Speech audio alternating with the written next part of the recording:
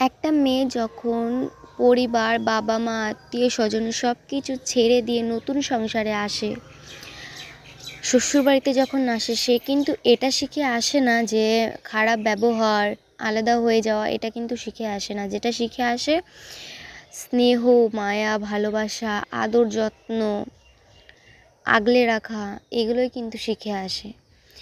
আর তাকে পরিস্থিতির চাপ এমন হয়ে যায় যে সে বাধ্য হয়ে সে খারাপ ব্যবহার করে, বা সে নিজে থেকে আলাদা না হলেও তাদেরকে আলাদা করে দেওয়া হয়। এরকমই হয়, আমার সাথে হয়েছে, আমি সেটা বলছি না, আশেপাশে মানে চোখে দেখেছি এরকম।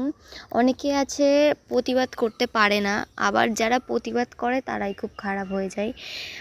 তুমি অন্যায় করছো, তোমার আমি অন্যায়ের যদি প্রতিবাদ করি তো আমি খারাপ, আর যদি অন্যায়টা সহ্য করে দিনের পর দিন কাটিয়ে দিই তো সেটা খুব ভালো।